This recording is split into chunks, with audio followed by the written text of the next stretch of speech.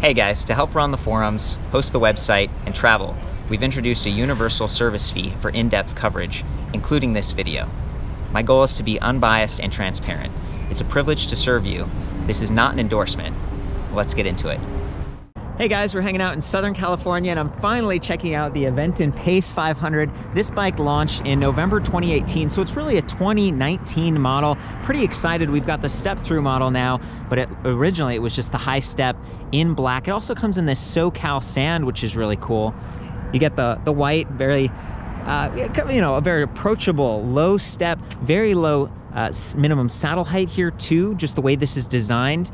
And it also comes in this like Celeste Seafoam green, really beautiful, beautiful bikes. I was very impressed with the price. It's like $13.99, so definitely in that affordable range. And you get a lot of performance and versatility in how you ride this thing. So, initially when I saw it, I was like, well, it's a value price bike, but it's got that cool semi-integrated down tube battery in both cases that keeps weight low, relatively centered. It's hub motor driven. It's a 500 watt Planetary geared hub motor, and that's the Pace 500 name. I think that's where they got that. I weighed this one right here and did all the specs measurements, width, length, height, and everything back at the website, and it weighs about 49.8 pounds. Not too bad. The battery pack, 7 pounds, so you could always remove that if you're lifting the bike, or maybe you're parking outside, you want to keep that inside somewhere that's cool, dry. Try to keep this thing at like about half full so that you can get as many cycles as possible out of that. I'm just thinking, like, in terms of who's going to buy this, it's a very comfortable, upright, relaxed bike. You can see that it's got a 20 millimeter spacer right here, and then 3 10 millimeter spacers, and a 60 millimeter, kind of like a riser stem, as well as adjustable angle, 0 to 90 degrees. I love that. Swept back. I think this is like 15-degree back sweep with these ergonomic grips, and they do have this little locking screw, so they're not bad at all. Hydraulic disc brakes with motor inhibitors, and that is important because this uses a cadence sensor. This is the nicer sealed 12 magnet cadence sensor right there, so it's not going to get full of junk or kicked out of place. Really appreciate that, and that helps with pedal assist as well as trigger throttle. Okay, so again, 500 watt motor, and that's nominally rated. 60 newton meters of peak is what they told me. It's feeling pretty zippy. Some of the qualities of Planetary geared motors versus gearless is that these freewheel efficiently. They just coast. There's no drag. There's no regenerative braking or anything like that. But there is a feeling of kind of like on, off. On, off. It's not a torque sensor, this is a cadence sensor. And the throttle being sort of a variable speed, you can ease into it a little bit smoother if you want to. The thing is, the throttle doesn't work at standstill. You have to pedal one full rotation. So you do get that kind of like, and then you can kind of ease through it with the throttle. But as soon as you let off of the throttle, you've got to pedal again to get that active. They said that's a safety feature. I'm not a big fan of that. I like to have the throttle access at all times, but I do get it. I understand where they're coming from with this. The drivetrain is pretty nice. They've got this corrosion-resistant KMC Z chain right there. They've also got a plastic chain guide, so the chain's not going to jump off track. 42 teeth on that chainring. 11 to 36 Shimano cassette in the rear. 8 sprockets. Shimano Altus. This is one step up from entry level. Entry level is tourney, so it's like, a little bit nicer. Still maybe a bit heavier. It might not stay in true quite as long. The shifting isn't, it's a little bit more value there, but they're trying to hit that low price point, and having those 8 gears, 11 to 36 is not bad in terms of the spread. You've got the little window right here so you can see what gear you're in. They've got a high lever. It only pulls back. It doesn't push forward, so it's one-way action, but we do have 3 shifts on the low lever. So for me, this is a lot nicer than like the big, thumb shifters that you see on some of the other value-priced e-bikes, and they were able to do that over there on the right because the trigger throttle is on the left. Some other e-bikes that have throttles, they have a twist throttle on the right, or they have a trigger throttle on the right. So I think Aventon did a good job in laying out the cockpit of this bike. The display, it's adjustable angle. It's very large, easy to read. The adjustable angle stem giving you that comfort, velo, comfort saddle with these rubber bumpers down here, and then the seat post. This is really unique. 30.4 millimeters on the step-through frame. 31.6 millimeters on the high step frame, and I was told that's because the seat tube is a little bit taller, so they needed thicker walls and a little bit more strength, and they went with, even though it's narrower, there's actually thicker walls on that seat post. I'm telling you this because this bike doesn't come with any sort of suspension. You'd have to get like a suspension seat post if you wanted to add a little bit more comfort, but it does have higher volume tires. These are 27.5 by 2.2 inches. A lot of times these sort of cruiser or city urban bikes, they'll have like 26-inch wheels that are a little bit lower. They lower the height of the bike frame, but then they also have this higher attack angle, which kind of runs into obstacles and cracks. Instead of this one being a little bit wider, it smooths over them easier, and you get that higher air volume. So they're fairly thick. You can see that right here, fairly thick, and that gives you a little bit more comfort. Aluminum alloy fork, aluminum alloy frame. So again, the comfort comes from these nicer tires, and they've got this reflective sidewall stripe. They're e-bike rated to 50 kilometers per hour. This is a speed pedelec. So for kind of a comfort neighborhood bike to be able to go up to 28 miles per hour and have access to the throttle, while imperfect in my opinion, is still pretty cool. And the value here is great considering that they're sold through a pretty good network of dealers. About 20 elite dealers is what they call them in the United States. They also sell online. They have a 1-year comprehensive warranty with lifetime on the frame and the fork. Another one of my gripes on this bike is just kind of the kickstand where it's mounted right there in the center. So you get that pedal lock situation. If you're trying to like pedal backwards out of a garage or move your bike backwards, it automatically turns the crank, and then you have to stop and kind of pedal forward and lift up the rear end of the bike. I don't love that. It'd be nice if the kickstand was mounted back here. But all things considered, the fact that it has rear rack bosses right here, so you can add maybe some utility, make this into a commuter. Fender bosses, so you could add fenders and stay dry. There's a little hole right up here in the front, and then down here for the support arms, so you can put nice fenders on it.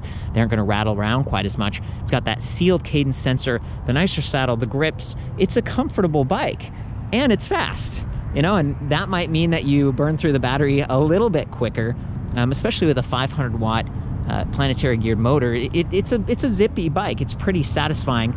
48 volt, 11.6 amp hours on that battery pack, and I was excited because it was like, oh look, there's like a full-size USB port on this thing, and then you get closer, you read it, it says data port not for charging. I've heard some other companies, not just Aventon, talk about like, yeah, you know, it has a USB, but we only use it for diagnostics because you can get this phantom power draw situation, and it's just something else that could go wrong with the bike. To me, it's sort of it's like, I like to mount my phone and add some accessories sometimes and charge them on the go, especially when you've got such a high capacity battery. So it almost feels like teasing me or something. But again, not the end of the world. On this side of the bike, you can see the little charging port right down there, and this cap can be a little bit tough to line up at first on some of the models I've looked at, but this one, it actually does pretty well. If you kind of like tuck it in a little bit, there we go. It fits in, keeps it clean. It even stays out of the way of the crank arm, sorta. Woo! City of Industry right here in California. That's where their warehouses are. So anyway, I wanted to point that out and then get you over here to the charger. This is another really nice upgrade. This thing weighs like 1.3 pounds, not too much. 3 amp output. A lot of e-bike chargers just put out 2 amps, so they don't charge as fast. And when you have a fairly high capacity battery, it is nice to be able to charge it quickly. You can charge this thing on or off the frame. I got the keys right here. Just unlock it like that, and it is a spring design, which is kind of nice. Pull on this lever, battery pack comes off. Again, 7 pounds on this thing. There's the interface on the bike. Take this thing inside. Maybe you can charge it in the office or something if you're using this bike to commute, and then it kind of clicks back in. I'll take the keys back out. So 7 pounds on this, about 50 pounds on the bike frame, 9 pounds on that motor. That's my estimate. We did weigh a wheel, but it was spoked in with the tires and everything. It was like 14.5 pounds, and I subtracted about 5 pounds for the tire, the rim, all that. And these are nicer rims. They're like 26-inch width. Look at this, kind of a mid-dish, 13 gauge, thicker spokes, stainless steel black to match the hub, to match the rims. It's a handsome bike. Again, hydraulic disc brakes, reflective sidewall stripes. They said they spent some extra on those tires. I didn't see like puncture resistant iconography or anything like that, but they do look a little bit thicker, and it's a nice tread pattern, a little bit of traction that could get you on this kind of a packed earth situation. You'd be stable and somewhat good traction, but still not a lot of extra rolling resistance. and it is a tapered head tube. So if you were someone who someday wanted to upgrade to a suspension fork, you'd have more options going from 1.1 inch to 1.5 inch versus just a straight head tube. And again, the hydraulic disc brakes, those are the real highlights for me. I'm just gonna take a step back on this thing, let you see the high step again. A lot of times these frames are easier to hang on some car racks, and they're a little bit stiffer and just more performance oriented, and some guys feel like, yeah, it's a little more masculine looking. I've become a fan of step through just because of how approachable it is. Easy to step right over this and handle the bike. The angle on that seat tube is a little bit further back too, so you can put your feet down maybe versus a little bit more aggressive. And then the fork is raked out, so it's a fairly relaxed ride. I love that the wires are all wrapped fairly nicely. They're just press fit interface. These are not threaded. But yeah, they are internally routed, and they've got this nice paint job, black and white. Look at that, an extra thick kind of a gusset, extra plating right here, so you're not gonna get as much frame flex. Another tube right here. Yeah, just a lot of attention to detail. I think they've done many things right on this electric bike. And I'm gonna hop in and show you how to boot it up. So sometimes these e-bikes, if you haven't used it for a while, you might press the power button here just to kind of get the battery to wake up, and then you hold this M button over here for a couple seconds, and the display turns on. This is not removable. It does swivel a little bit, but over time it could take some sun or rain wear, just being, especially at a bike rack, if other people's handlebars are there, something to think about. Very few e-bike displays are removable. It seems like only the really fancy, nice ones. But this one's, it's very large. So the readouts here is energy bar, that's battery capacity. So there's 10 dots, 10% increments, much better than the 5 dots that I see on a lot of others. Speed, it's in miles per hour, but we can switch it to kilometers per hour. Pedal assist level, the default is 1, but we can take it down to 0, in which case you basically got a cockpit display here, and you can ride it around. I'm not sure if, I wanted to see if I can get the throttle to activate.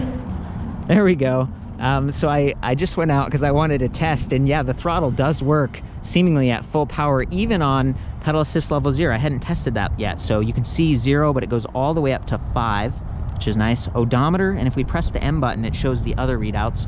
So we have trip A, trip B, voltage, that's like the battery voltage, and timer, and then it circles back. So, you know, there's a lot of good feedback on this menu. And it is grayscale, so you get like high contrast. If you're in a dark situation, you can hold the up arrow for a couple seconds and backlighting will switch on, and it looked pretty nice. I saw this inside, but they've got a little light icon. There are no lights wired into this by default.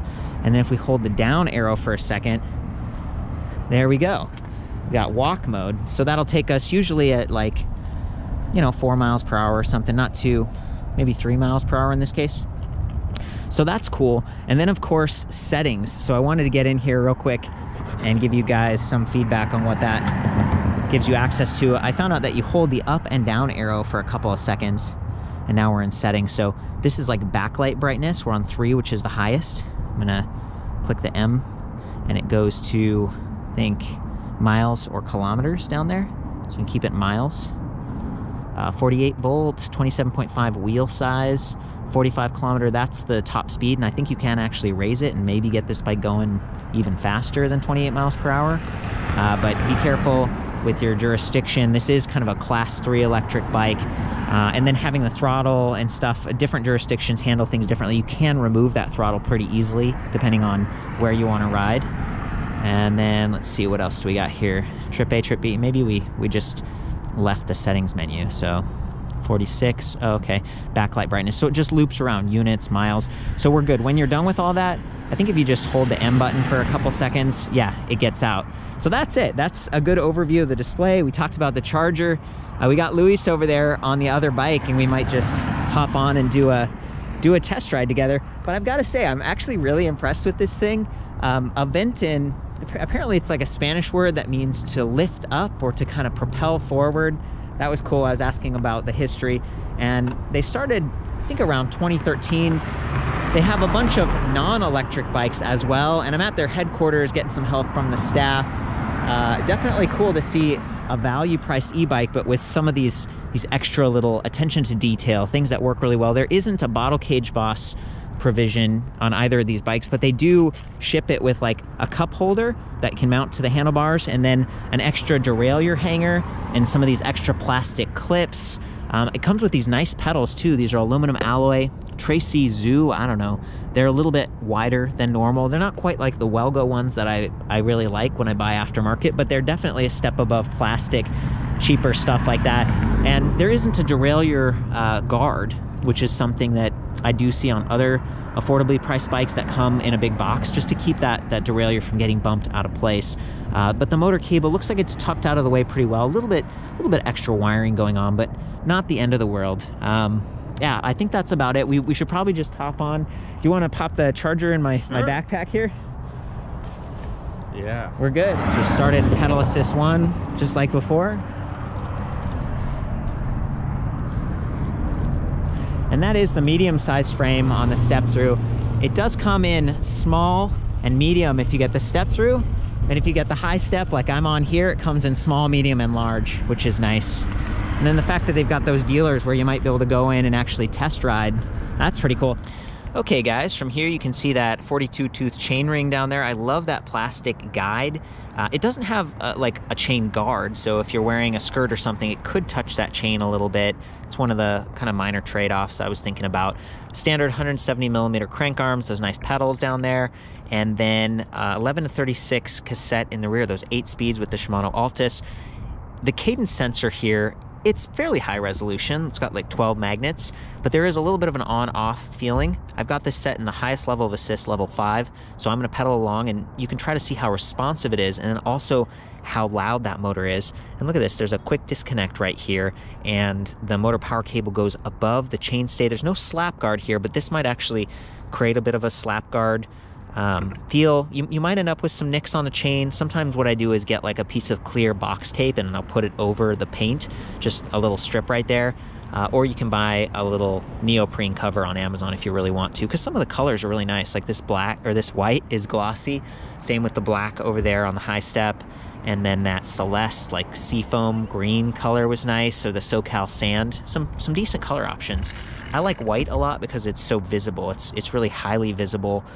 So along with those reflective sidewall stripes, you might stand out a little bit better at night.